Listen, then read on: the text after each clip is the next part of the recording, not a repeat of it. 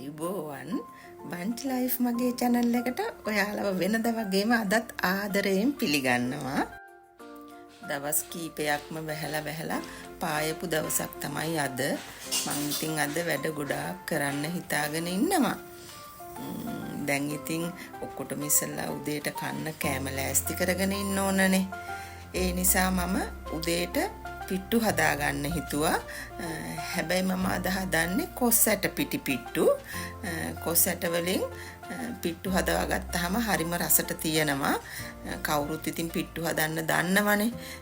මම මේ පිට්ටු හදන වීඩියෝ එකයි මේ පිට්ටු හදන ගැජට් එක ගැනයි වෙනම වීඩියෝ එකක් කරලා තියෙනවා. ඒ නිසා මම ඉතින් ඒ ගැන ආය අමුතුවෙන් කතා කරන්න යන්නේ නැහැ. මේ විදියට මම පිට්ටු ටික හදලා මේ ගැජට් එකට දාලා ප්‍රෙෂර් කුකර් එකත් ලිපේ තියාගත්ත වතුර ටිකක් රත් වෙන්න. දැන් මේකට උඩින් මේ පිට්ටු ගැජට් එක තියලා මේක තම්බ ගන්න විතරයි තියෙන්නේ.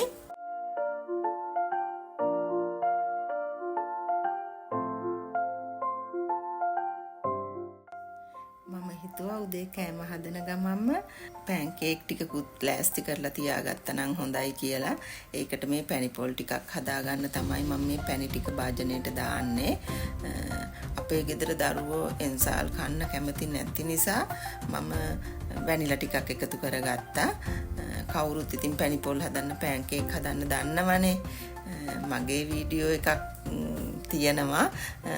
ඒකත් ඔයාලට ඕනනම් ගිහිල්ලා බලන්න පුළුවන්. මේ විදිහට පැණි පොල් ටික හදාගන්න තමයි මම මේ දැන් ලෑස්ති වෙන්නේ.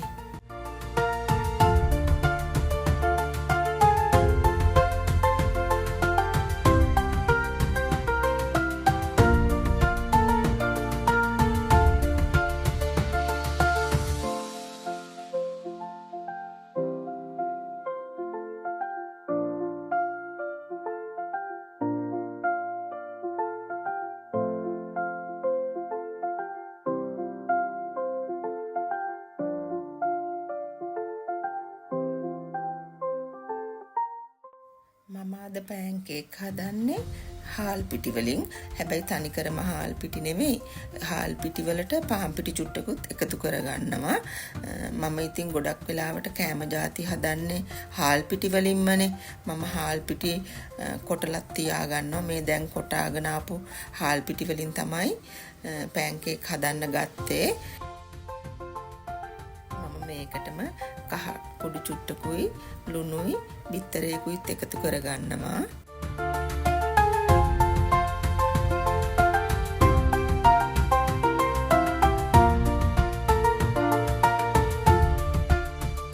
මේ දාගත්තු ටික ඔක්කොම හොඳට කලවම් කරලා ඒකට පොල් කිරි ටිකක් තමයි දාන්නේ. හැබැයි උකු පොල් කිරි නෙමෙයි දිය කිරි වගේ තමයි මම මේකට එකතු කරගන්නේ.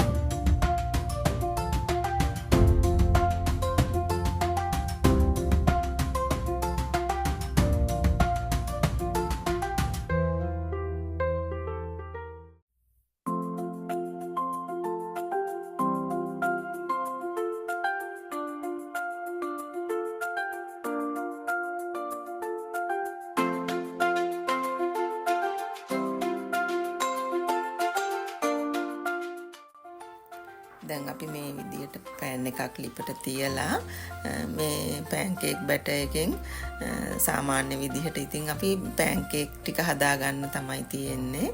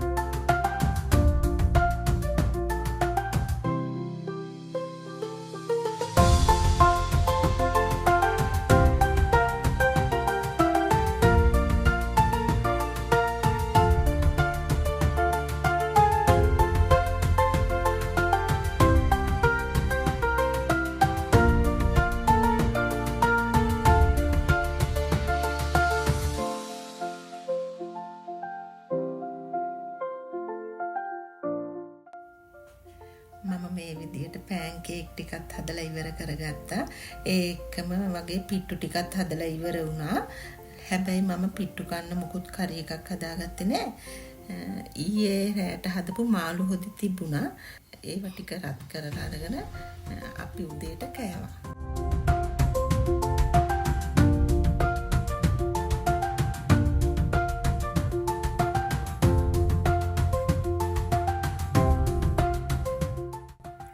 කුස්සියේ වැඩ කරන අතරට මහත්තයා තනකොළ කපන්න පටන් අරගෙන තිබුණා. මොකද වහීද කියලා දන්නෙත් නැති නිසා මහත්තයා ඉක්මනින් තනකොළ ටික කපන්නම් කියලා කිව්වා.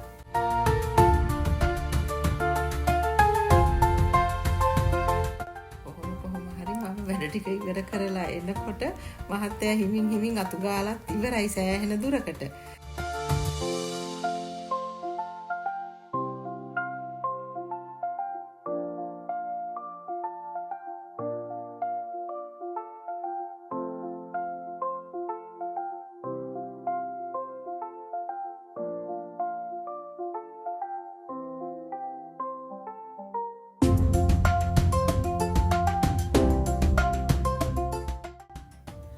ගාන එකටත් ටිකක් උදව් වෙලා මම ආවා ෆෘට් ජූස් එකක් හදලා දෙන්න කියලා. ඒක තමයි මේ වෙලාවේ මම මේ හැදුවේ. හැබැයි ඉතින් මේක වීදුරුවට දාන වීඩියෝ එකවත් මොකුත් නැහැ. හරි හදිස්සියක් තිබුණා මට වැඩේ ඉවර කරගන්න. ඒ නිසා වීඩියෝ කරලා නැහැ. ඒ අතරම දවල්ට උයන්නත් ලෑස්ති කරගත්තා. කකුළු එකට 3-5 ටිකක් අතගාලා පැත්තකින් තිබ්බා. ඊට පස්සේ ලුණු රම්ප කරපිංචයි ඕන කරන જાති ටික ලෑස්ති කරගත්තා. මේ විදිහට හට්ටියක් ලිපට තියලා තෙල් ටිකක් දැම්ම රත් වෙන්න. ඊට පස්සේ අබ ටිකකුත් දැම්ම උළුහාල් චුට්ටකුත් දාගත්තා. කවුරුත් ඉතින් දන්නවනේ කකුළු කරි එකක් හදාගන්න.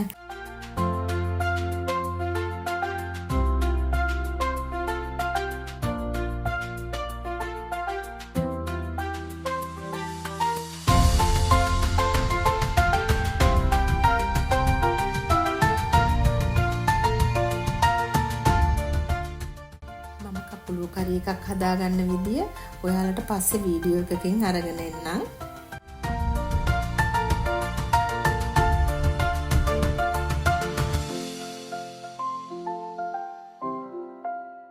මම එක පොඩි කෑම වර්ග ඉක්මනින් හදාගන්න පුළුවන් જાති හදලා ෂෝට් වීඩියෝ දාලා තියෙනවා. ඔයාලට try කරලා බලන්න පුළුවන්.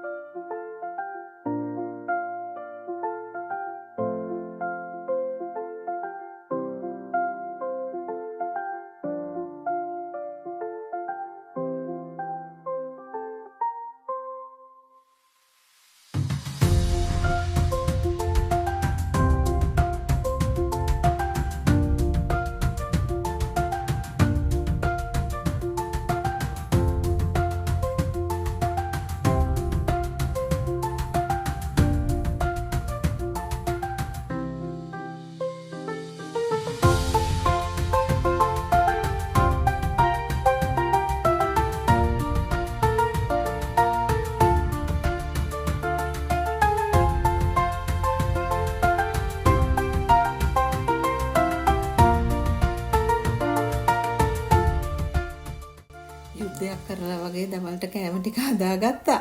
පරිප්පු ටිකක් හදලා මුකුණු වෙන්න තෙල් දාලා කකුලුව කරියක් තමයි මම හදාගත්තේ. ඒකට පපඩම් ටිකකුත් තව බැදගත්තා.